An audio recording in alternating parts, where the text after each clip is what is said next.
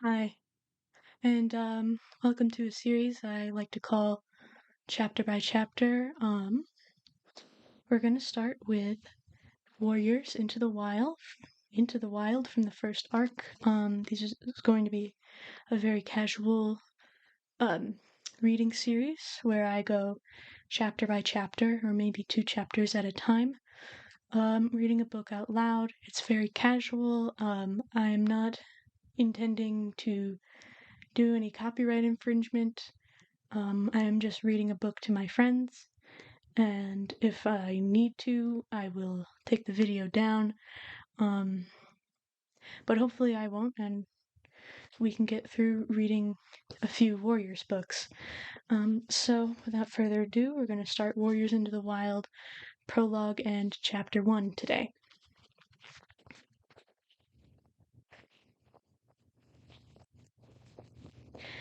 A half moon glowed on the smooth granite boulders, turning them silver. The silence was broken only by the ripple of water from the swift black river and the whisper of the trees in the forest beyond. There was a stirring in the shadows, and from all around lithe, dark shapes crept stealthily over the rocks. Unsheathed claws glinted in the moonlight. Wary eyes flashed like amber, and then, as if on a silent signal, the creatures leapt at each other, and suddenly the rocks were alive with wrestling, screeching cats. At the center of the frenzy of fur and claws, a massive dark tabby pinned a bracken-colored Tom to the ground and drew up his head triumphantly. "Oakheart!" the tabby growled. "How dare you hunt in our territory? The Sunning Rocks belong to ThunderClan."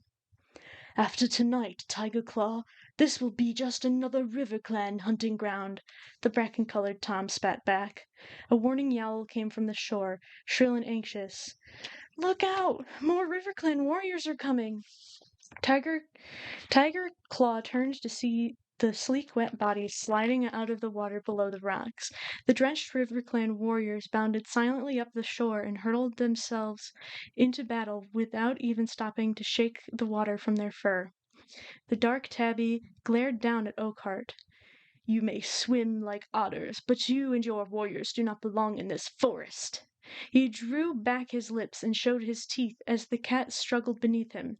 The desperate scream of a ThunderClan she-cat rose above the clamor. A wiry RiverClan Tom had pinned the brown warrior flat on her belly. Now he lunged towards her neck, with jaws still dripping from his swim across the river. Tiger Claw heard the cry and let go of Oakheart. With a mighty leap, he knocked the enemy warrior away from the she-cat. "Quick, Mousefur, run!" he ordered, before turning on the RiverClan Tom who had threatened her. Mousefur scrambled to her paws, wincing from a deep gash on her shoulder, and raced away. Behind her, Tiger Claw spat with rage as the RiverClan Tom sliced open his nose. Blood blinded him for an instant, but he lunged forward regardless and sank his teeth into the hind leg of his enemy. The RiverClan cat squealed and struggled free. "Tiger Claw!" The yowl came from a warrior with a tail red as fox fur. "This is useless! There are too many RiverClan warriors!" "No, Redtail! The ThunderClan will never be beaten!" Tiger Claw yowled back, leaping to Redtail's side. "This is our territory!" Blood was welling around his broad black muzzle, and he shook his head impatiently, scattering scarlet drops onto the rocks. "ThunderClan will honor your courage, Tiger Claw, but we cannot afford to lose any more of our warriors," Redtail urged. "Blue Star would never expect her warriors to fight against these impossible odds. We will have another chance to avenge this defeat." He met Tiger Claw's amber-eyed gaze steadily, then reared away and sprang onto a boulder at the edge of the trees. "Retreat, ThunderClan, retreat!" he yowled. At once his warriors squirmed and struggled away from their opponents. Spitting and snarling, they backed towards Redtail. For a heartbeat, the RiverClan cats looked confused. Was the battle so easily won? Then Oakheart yowled a jubilant cry. As soon as they heard him, the RiverClan warriors raised their voices and joined their deputy in caterwauling their victory. Redtail looked down at his warriors. With a flick of his tail he gave the signal, and the ThunderClan cats dived down the far side of the Sunning Rocks, then disappeared into the trees. Tigerclaw followed last. He hesitated at the edge of the forest and glanced back at the blood-stained battlefield. His face was grim, his eyes furious slits. Then he leapt after his clan into the silent forest. In a deserted clearing, an old gray she-cat sat alone, staring up at the clear night sky. All around her, in the shadows, she could hear the breathing and stirring of sleeping clanmates. A small tortoiseshell she-cat emerged from a dark corner, her paw steps quick and soundless. The gray cat dipped her head in greeting. "How is Mousefur?" she meowed. "Her wounds are deep, Blue Star," answered the tortoiseshell, settling herself on the night-cool grass.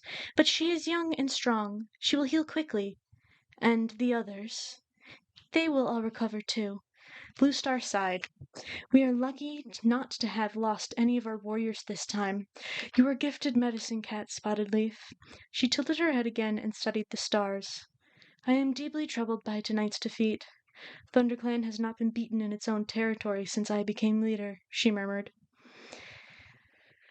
"These are difficult times for our clan. The season of new leaf is late, and there have been fewer kits. ThunderClan needs more of..." That's the wrong voice. "These are difficult times for our clan. The season of new leaf is late, and there have been fewer kits. ThunderClan needs more warriors if it is to survive." "But this year is only just beginning," Spotted Leaf pointed out calmly. "There will be more kits when Greenleaf comes." The gray cat twitched her broad shoulders. "Perhaps. But training our young to become warriors takes time. If ThunderClan is to defend its territory, it must have new warriors as soon as possible." "Are you asking StarClan for answers?" meowed Spotted Leaf gently, following Blue Star's gaze and staring up at the swath of stars glittering in the dark sky. "It is at times like this we need the words of our ancient warriors to help us. Has StarClan spoken to you?" Blue Star asked. "Not for some moons, Blue Star." Suddenly, a shooting star blazed over the treetops. Spotted Leaf's tail twitched, and the fur along her spine bristled. Blue Star's ears pricked, but she remained silent as Spotted Leaf continued to gaze upward. After a few moments, Spotted Leaf lowered her head and turned to Blue Star. "It was a message from StarClan," she murmured. A distant look came into her eyes. "Fire alone will save our clan." "Fire," Blue Star echoed. "But fire is feared by all the clans. How can it save us?" Spotted Leaf shook her head. "I don't know," she admitted. "But this is the message StarClan has chosen to share with me." The ThunderClan leader fixed her clear blue eyes on the medicine cat. "You have never been wrong before, Spotted Leaf," she meowed. "If StarClan has spoken, then it must be so. Fire alone will save our clan." Chapter 1. It was very dark. Rusty could sense something was near. The young tomcat's eyes opened wide as he scanned the dense undergrowth.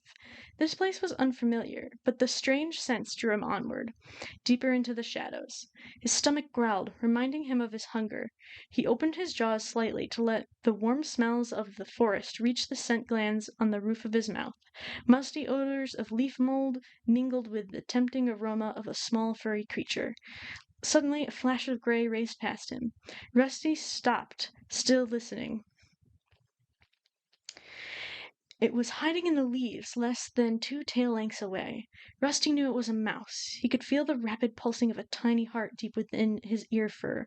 He swallowed, stifling his rumbling stomach. Soon his hunger would be satisfied. Slowly, he lowered his body into position, crouching for the attack. He was downwind of the mouse. He knew it was not aware of him. With one final check on his prey's position, Rusty pushed back hard on his haunches and sprang, kicking up leaves on the forest floor as he rose. The mouse dived for cover, heading toward a hole in the ground. But Rusty was already on top of it.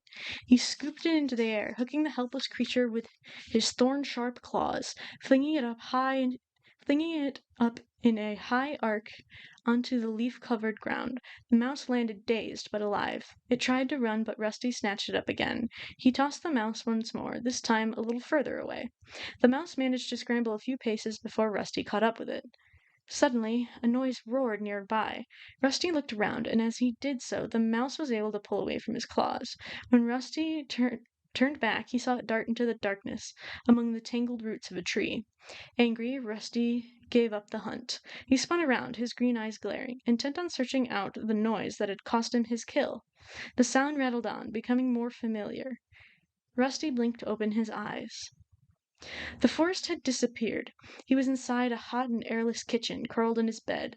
Moonlight filtered through the window, casting shadows on the smooth, hard floor. The noise had been the rattle of hard, dried pellets of food as they were tipped into his dish. Rusty had been dreaming. Lifting his head, he rested his chin on the side of his bed. His collar rubbed uncomfortably around his neck. In his dream, he had felt fresh air ruffling the soft fur where the collar usually pinched. Rusty rolled onto his back, savoring the dream for a few more moments. He could still smell the mouse. It was the third time since full moon that he'd had the dream, and every time the mouse had escaped his grasp. He licked his lips. From his bed he could smell the bland odor of his food. His owners always refilled his dish before they went to bed.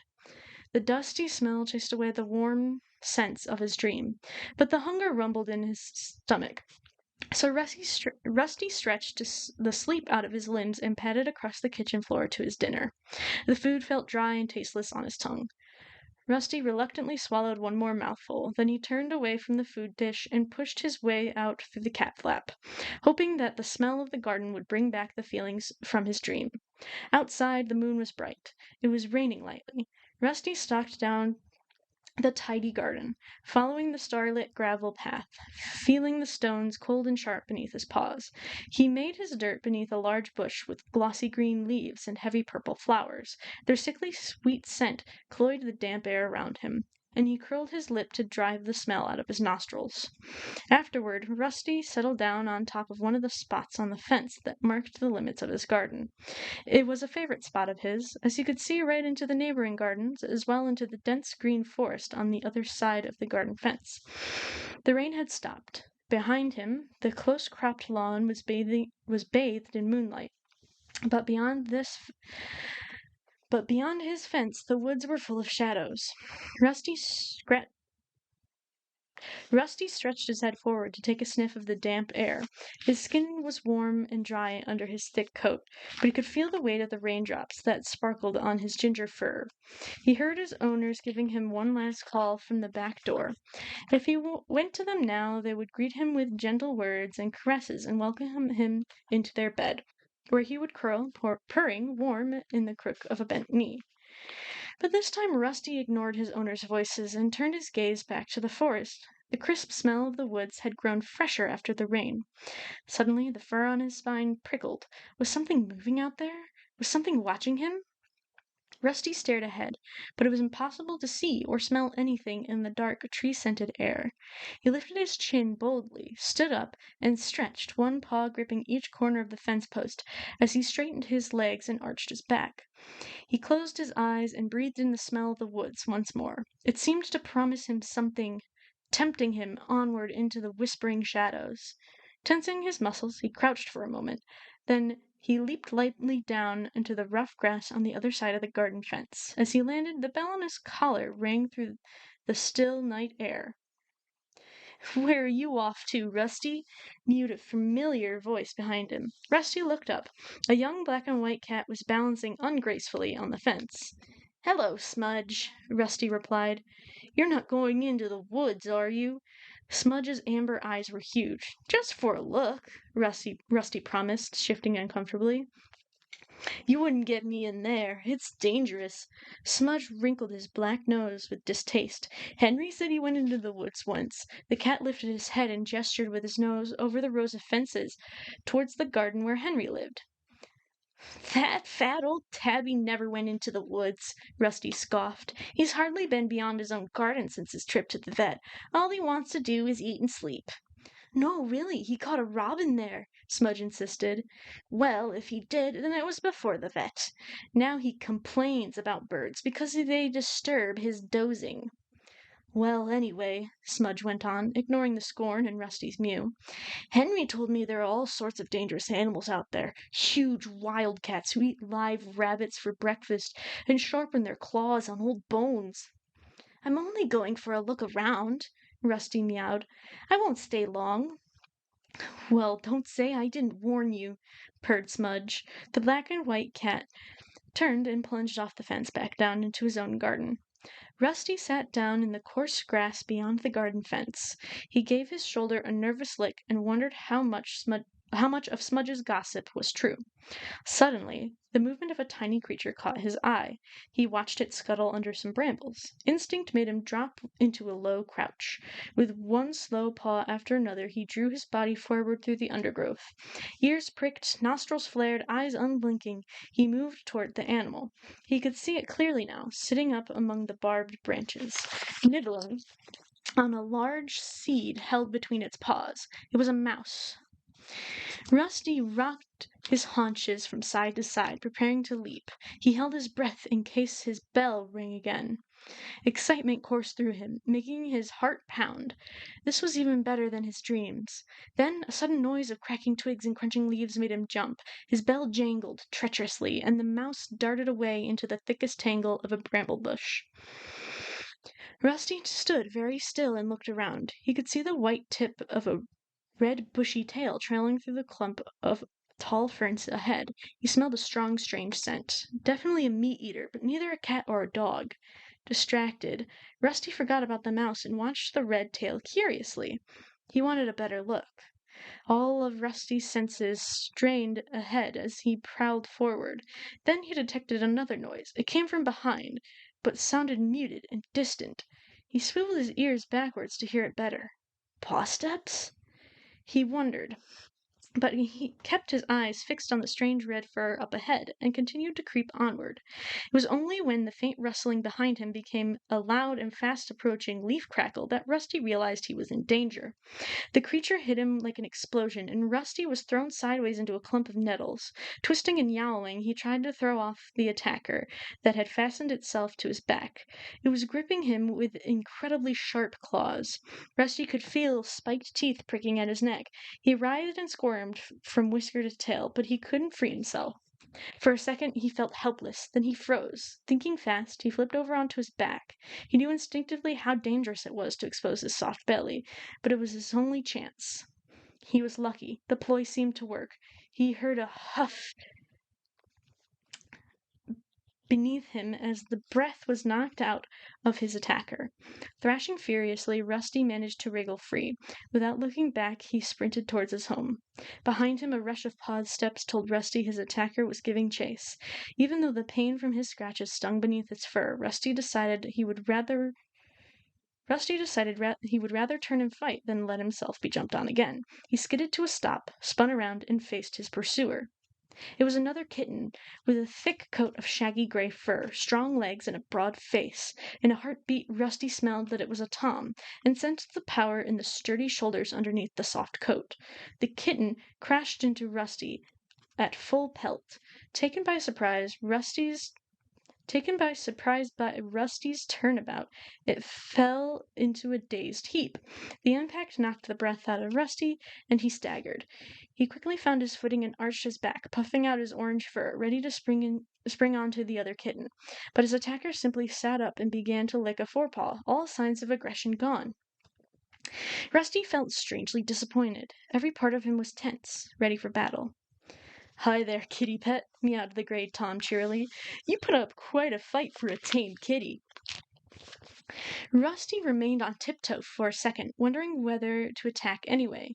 Then he remembered the strength he had felt in the kitten's paws when he had pinned him to the ground. He dropped onto his pads, loosened his muscles, and let his spine unbend. "And I'll fight you again if I have to," he growled. "I'm Graypaw, by the way," the gray kitten went on, ignoring Rusty's threat. "I'm training to be a ThunderClan warrior." Rusty remained silent. He didn't understand what this gray what's-it was meowing about, but he sensed the threat had passed. He hid his confusion by leaning down to lick his ruffled chest. "What's a kitty pet like you doing in the woods? Don't you know it's dangerous?" asked Graypaw. "If you're the most dangerous thing the woods has to offer, I think I can handle it," Rusty bluffed. Graypaw looked up at him for a moment, narrowing his big yellow eyes. Oh, I'm far from the most dangerous.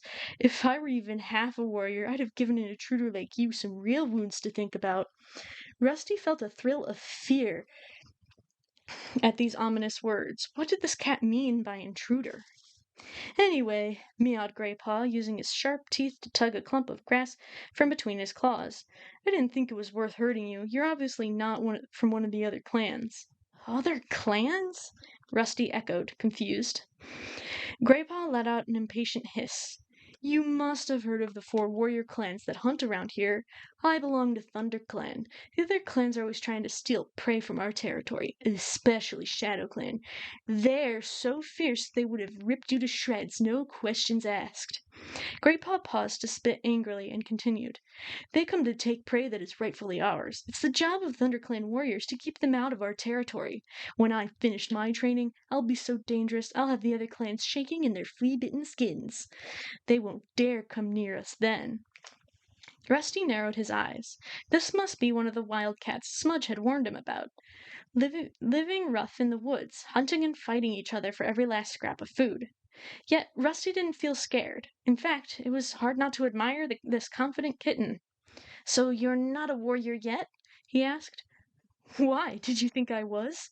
Graypaw purred loudly, then shook his wide furry head. I won't be a real warrior for ages. I've got to go through the training first. Kits have to be 6 moons old before they even begin training. Tonight is my first night out as an apprentice. Why don't you find yourself an owner with a nice cozy house instead? Your life would be much easier, Rusty meowed. There's plenty of housefolk who'd take in a kitten like you. All you have to do is sit where they can see you and look hungry for a couple days, and then they'd feed me pellets that look like rabbit droppings and soft slop. Graypaw interrupted. No way. I can't think of anything worse than being a kitty pet. There's nothing but 2-legged toys.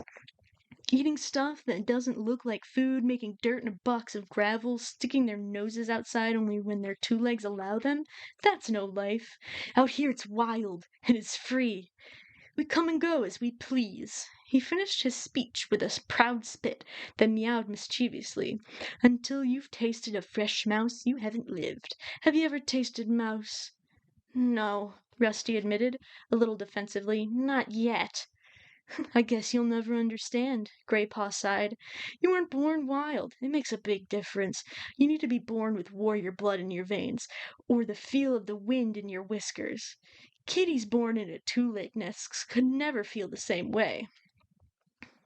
Rusty remembered the way he had felt in his dream. That's not true, he mewed indignantly. Graypaw didn't reply. He suddenly stiffened mid-lick, one paw still raised, and sniffed the air. I can smell cats from my clan, he hissed. You should go. They won't be pleased to see you hunting in our territory. Rusty looked around, wondering how Graypaw knew any cat was approaching. He couldn't smell anything different on the leaf-scented breeze, but his fur stood on end at the note of urgency in Graypaw's voice. Quick! Hissed Graypaw again. Run! Rusty prepared to spring into the bushes, not knowing which way it was safe to jump. He was too late. A voice meowed behind him, firm and menacing. What's going on here? Rusty turned to see a large gray she-cat strolling majestically out of the undergrowth. She was magnificent. White hair streaked her muzzle, and an ugly scar parted the fur across her shoulders, but her smooth gray coat shone like silver in the moonlight. A blue star! Beside Rusty, Graypaw crouched down and narrowed his eyes. He crouched even lower when a second cat, a handsome golden tabby, followed the gray cat into the clearing. You shouldn't be so near the 2-leg place, Graypaw, growled the golden tabby angrily, narrowing his green eyes. I know, Lionheart, I'm sorry. Graypaw looked down at his paws. Rusty copied Graypaw and crouched low to the forest floor, his ears twitching nervously. These cats had an air of strength he had never seen in any of his garden friends. Maybe what Smudge had warned him about was true. Who is this? Asked the she-cat. Rusty flinched as she turned her gaze on him. Her piercing blue eyes made him feel even more vulnerable. Oh, he's no threat, mewed Graypaw quickly. He's not another clan warrior. It's just a 2-leg pet from beyond our territories. Just a two-legged pet. The words inflamed Rusty, but he held his tongue. The warning look in Blue Star's stare told him that she had observed the anger in his eyes, and he looked away. This is Blue Star. She's the leader of my clan, Greypaw hissed to Rusty under his breath. And Lionheart, he's my mentor, which means he's training me to be a warrior. Thank you for the introduction, Greypaw, mewed Lionheart coolly. Blue Star was still staring at Rusty. You fight well for a two-legged pet, she meowed. Rusty and Greypaw exchanged confused glances. How could she know? We've been watching you both, Blue Star went on, as if she had read their thoughts. We wondered how you would deal with an intruder, Greypaw. You attacked him bravely. Greypaw looked pleased at Blue Star's praise. Sit up now, both of you. Blue Star looked at Rusty. You too, kitty pet. He sat up immediately and held Blue Star's gaze evenly as she addressed him. You reacted... Excuse me. You reacted well to the attack, kitty pet. Greypaw is stronger than you, but you used your wits to defend yourself, and you turned to face him when he chased you. I've not seen a kitty pet do that before. Rusty managed to nod his thanks, taken aback by the unexpected praise. Her next words surprised him even more. I have been wondering how you would perform out here, beyond the two-leg place. We patrol this border frequently, so I've often seen you sitting on your boundary, staring out into the forest, and now, at last, you have dared to place your paws here. Blue Star stared at Rusty thoughtfully. You do have a natural hunting ability, sharp eyes. You would have caught that mouse if you had not hesitated so long. Really? Rusty stammered. Lionheart spoke now. His deep meow was respectful but insistent. Blue Star, this is a kitty pet. He should not be hunting out in ThunderClan territory. Send him home to his two legs. Rusty prickled at Lionheart's dismissive words. Send me home? He mewed impatiently. Blue Star's words had made him glow with pride. She had noticed him. She had been impressed by him. But I've only come here to hunt for a mouse or two. I'm sure there's enough to go around. Blue Star had turned her head to acknowledge Lionheart's words. Now her gaze snapped back to Rusty. Her eyes were blazing with anger. There's never enough to go around, she spat. If you didn't live such a soft, overfed life, you would know that. Rusty was confused by Blue Star's sudden rage, but one glance at the horrified look on Greypaw's face was enough to tell him he had spoken too freely. Lionheart stepped to his leader's side. Both warriors loomed over him now. Rusty looked into Blue Star's threatening stare, and his pride dissolved. These were not cozy fireside cats he was dealing with. They were mean, hungry cats who were probably going to finish what Greypaw had started.